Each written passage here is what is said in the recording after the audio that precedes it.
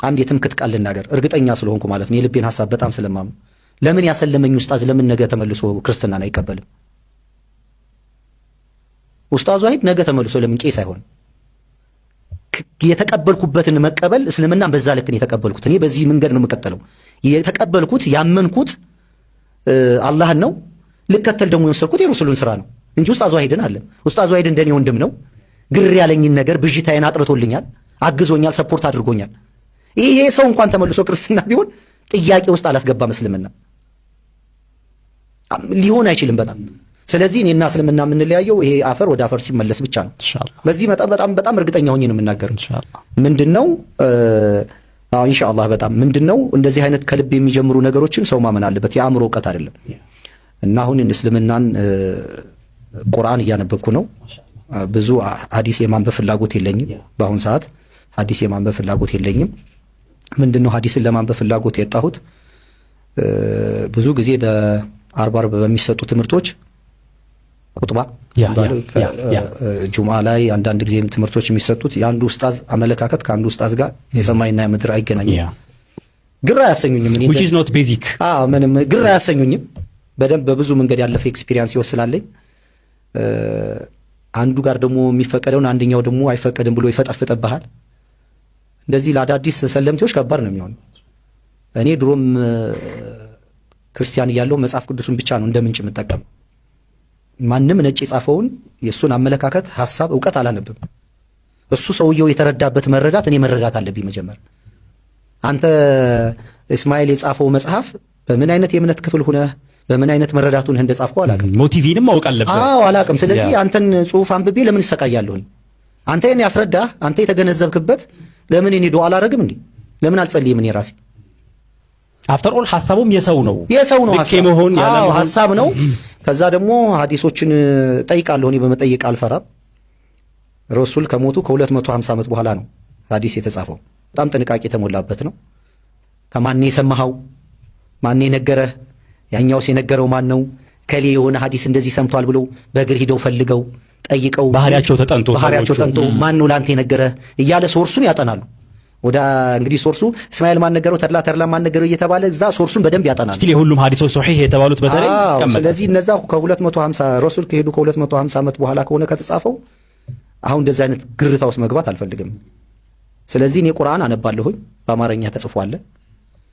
ግን አሁን ከአማርኛው ወደ ቁርአን ወደ መማር ደግሞ ሄጄ በቁርአንኛም ራሴ ደግሞ እየተረጎምኩ ራሴ እየተረዳሁ በቁርአን እያነበብኩ በአማርኛ ደግሞ ብለው ደስ ይለኛል። እሱ ይሆናል ብዬ አስባለሁ። ደሞንም ይችላል ኢንሻአላህ። የኔ ጊዜ መስጠት ነው ያለሁበት ሁኔታ እንጂ ቁርአን አነባለሁኝ። ምንም አይነት የማንንም ሰው መጽሐፍ አላነብም። ብዙ ሰዎች መጽሐፍ አልወድም። እንደዛ መጽሐፍ ተነስቼ የሱን ጽሑፍ ለቀም አድርጌ የግል ህይወት ያስመስጌ ማውራት አልፈልግም። እሱ ያለፈበትን መንገድ አልፌ እሱ የተረዳው መረዳት ተረድቼ ሳወራው ከኔ ህይወት ጋር መጣጣም አለበት። የማልኖረው ህይወት ዝም ብሎ ዕውቀት ትርጉም የለውም። ስለዚህ ማንም ሰው የሚያውቀው ነገር የሚኖረው መሆን አለበት። እኔ የማልኖረውን ህይወት የሰው መጽሐፍ አንብቤ የግል ያርጌ በማነብነብ ከልቤ ጋር የማይስማማ ነገር ብዙ አልወድምና ከቁርአን ውጭ ምንም ነገር አላነብም። እስካሁን እስልምናን በተመለከተ በጣም ብዙ ሐሳቦችን እያነሳን ነው። ተድላይ በጣም ደስ የሚል ቆይታ እያደረግን ነው። ስለሰለምክበት ቀን እያነሳን ነበርና ልክ እስልምናን ከያዝክ በኋላ ምን አይነት ረፍት ምን አይነት ሁኔታ ልብ ውስጥ ተፈጠረ? ስለዛሽ ምን ትንሽ ብናወራ ደስ ይለኛል። ስለዛች ሰከንድ እድሜም ስለገፋ መሰለኝ ከ50 ስላለፍ ጀምሬው እኮ ነበረ መሀል ላይ ወደ ሌላ ሐሳብ ስለገባን እንጂ በጣም ያተነፋፈስ ስርዓት የተዛባ በጣም ጨነቀኝ። ልቤ በጣም እንደዚህ ድሮም ፕሬሸር ምናምን ስለሚሞካክረኝ በዛውም የሚሄድ መሰለኝ። የእውነቴን ነው የምነግርህ። እኔ በጣም እንደዛ የእውነቴን ነው የምነግርህ። ተጨነክ? በጣም ተጨነኩ። ማለት ትልቅ ውሳኔ ነዋ። የሚሰልመው እኮ ተድላ እኮ ነው። እኔ ወስኛለሁ ኦልሬዲ። እዛ ደግሞ በጣም ብዙ ጭቅጭቅ ጠብቀዋል። እንዲህ አሰፍስፎ የመጡ ብዙ ክርስቲያኖች፣ አማኞች፣ ጴንጤዎች ጓደኞች አሉ። እዛም ደግሞ ከኡስታዝ ጋር ደግሞ ኡስታዝም አክቹአሊ እንደምወስን አያውቅም። እንወያያለን፣ እነጋገራለን እንጂ ኡስታዝም ሰርፕራይዝ ነው እንዲህ በቀላሉ ተድላን ይሸነፋል ብሎም አልገመተም። እኔ ግን ከዛ በፊት በምጠይቃቸው ጥያቄዎች በሚመለስልኝ መልስ ኦልሬዲ ተሸርሽሬያለሁ። ግን ለመወሰን ከባድ ነበረ በጣም እና እኔ ያኔ ድንገት ባለቤቴና ልጆቼ ተኝተዋል። የብዙ ውሃ ጠጣ ነበር። እዛው ኮሜንት ላይ የሚያበሳ በየሃይማኖቱ ቤት አለበት ባጭ በቀኝ ጠጣ ማለት እኔ እስልምናን ሳልቀበል በቀኝ ጠጣ የሚል ነው የሚያስጨንቀው። እኔ እኮ ፋይል ልዘጋ ነው አስቸጋሪ እስላም ሰሆን እኮ ነው እስላም ፕሪንሲፕል የሚገዛኛል።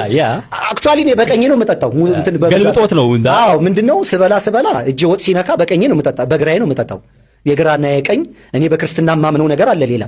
ሙስሊም ላይ ደግሞ በግራ ይጠጣል፣ ደግፈ ነው የምጠጣው። እኔ ገና እስልምና አልቅም ድንገት ከዛ መጥቶ የሚከታተል ሐራም ነው በቀኝ ይጠጣ ምናምን የሚሉ ኮሜንት ታያለና ሰው ያለበት እንትን ነው። ረባሾች አሉ በየሃይማኖት ቤት እንዲህ አይነት ቀልቃላዎች አሉ። በየትኛውም ሃይማኖት አሁን ሪል የገባው ሃይማኖት የገባው ሰው ታጋሽ ነው፣ ሶብር ያደርጋል፣ አንተን ማገዝ ነው የሚፈልገው። የምትሄድበትን መንገድ ይረዳል እንጂ ጠዋት ላይ ጫና ያበዛብህ ቅድሚያ የሚሰጠው ነገርም አለ። አሁን በቃ ገብተህ አንተ ለምን ኮሜንት ታደርጋለህ? እኔ እኮ ልሰልም ነው ገና እና የልብ ምቴ በጣም መታ። ያስታውሱ ከሆነ የዛን ቀን ላይ የነበሩት በጣም ውሃ ጠጣ ነበረ ለማረጋጋት። አንዴ ተነስቼ እንዳውም ነካክቼ መጣሁ። በቃ ልወስድ ነው ማለት ከባድ ውሳኔ ነዋ። ለእኔ በጣም ከባድ ውሳኔ ነው። ብዙ ኤቲስቶች፣ ብዙ ሰው በእኔ አርነት ይወጣለ፣ ብዙ ሰው የሚሰማኛለ፣ ብዙ የሚያከብረኝ ሰው አለ። ኦፓልዬን ጨምሮ ተድላን ታግለን እንመልሳለን እያለች ለእነ ኡስታዝና በጣም ብዙ የሚሰማኝ ብዙ የሚያከብረኝ፣ በዛ ደግሞ እኔ የተሰበሰቡ ጀማዎች አሉኝ፣ ጓደኞች አሉኝ። ለእኔ በጣም ከባድ ነበረ። ልቤን ግን ማዳመጥ ስለነበር እኔ ልቤን ውሳኔ ማረፍ አለብኝ ብዬ ወስኜ ነው እና በቃ ሻሃዳ ከያዝኩኝ በኋላ እንግዲህ በዚሁ ከሄድኩኝ ለዚህ እውነት በቃ መስዋዕት ለማጋነን አይደለም ይሄን ነው የምነግር። በጣም ልቤ መታ ነበርና ደሜም የፕሬሸር ምናምን ስኳር ምልክት ስለነበረብኝ ድሮ በቃ የሚሄድም መሰለኝ። መሀል ላይ እንዳውም ልወጣ ማሰብኩ። ምን አስጨነቀኝ? እኔ ነፃ የሆንኩ ሰውዬ አሁን እስልምናን ተቀበል አትቀበል ምን አስጨነቀኝ? እኔ በቃ አርፌ ለምን አልቀመጥም ብሎ ለምንድን ነው ደግሞ ይሄ ጫና የመጣው የሚለው ደግሞ ጥያቄ ውስጥ ይሄ ሁሉ የሚሆነው በዛ ውስጥ ነገር ውስጥ ነው። ይሄ ሁሉ ጫና ስለምን መጣብኝ? ለምን እንድቀበል ደግሞ የሚገፋኝ ማን ነው? እንዳልቀበል ደግሞ የሚያስጨንቀኝ ማን ነው? ሁለት የሚጋጭ ነገር አለ ማለት ነው ከኔ ጋር የሚፋለስ ሐሳብ። አንደኛው እንደምንም ብለህ ቻልና ተቀበል ረፍ የሚል አለ። አንደኛው ደግሞ ለምን አርፈ ነፃነትን ለምን ታስበላለህ ሃይማኖተኛ ልትሆን ምናምን የሚል ደግሞ የነፍስያ ጩኸት አለ እና ጊዜ መውሰድ አልፈለኩም። ስለዚህ በሉ አንዳንድ ጥያቄዎችም የጠየቅኩት ምንድን ነው እኔን ተከትለው የሚመጡ ሰዎች ስለነበሩ መሰረታዊ የሆኑ ጥያቄዎች ነው የጠየቅኩት። ተከትለው የመጡ ሰዎች ድራማም እንዳይመስላቸው እነዛን ጥያቄዎች ጠይቄ ለነዛ ጥያቄዎች እያንዳንዳቸው በየራሳቸው ዕውቀት ልክ ማብራሪያ ሰጡ። ከዛ ውስጥ ከተናገሩት ውስጥ ከኡስታዝ ዋሂድ ቀጥሎ የኔ ፍላጎት እሱ ብቻ እንዲያወራኝ ነበረ። እሱ ደግሞ ለሌሎች ወንድሞች ይገፋል። በጣም ትሁት ሰው ነው። ጃቢር የሚባል ልጅ ግን በቃ መሰረታዊ ነገር በቃ ጃቢር እንደ ትልቅ ውለታ በቃ ፈጣሪ ነው ያናገረው ብዬ ነው የማምነው። እያንዳንዱ ሰዎች መጨረሻ ላይ ምክር ሲሰጡኝ ጃቢር የመከረኝ ምክር ትንሽ እንድገፋ አድርጎኛል ብዬ አስብ። በጣም ትሁት ልጅ ነው። ሰው ለማገዝ ምናምን እስልምና ሰለምቴ መሆኑን ያወቁት በኋላ ነው።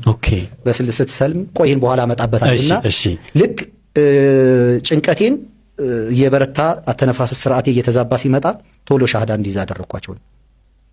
አላመንከውም? ሁኔታውን አላመንኩትም። ኦልሬዲ የእውነት ነው የምለው፣ ይሄ በፈጣሪ ፊት ነው የምናገረው። የምሞት ነው የመሰለኝ።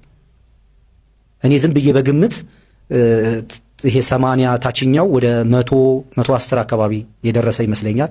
የላይኛውም ከ150 በላይ። ለምን አንዳንዴ እንደዛ ስለሚመጣብኝ የፕሬሸር ብዙ ጨው ስመገብ የሚሰማኝ ስሜት ቁጥሩን በልምድ ታውቃለህና ፈጥኜ ብዙ ጥያቄ አልጠይቃችሁ ኦልሬዲ ነው ወስኜ ነው የመጣሁት በውስጤ። ያን የወሰቱን ውሳኔ ማድረግ አለብኝ ብዬ ቪዲዮ ከፈትኩ ማለት ነው።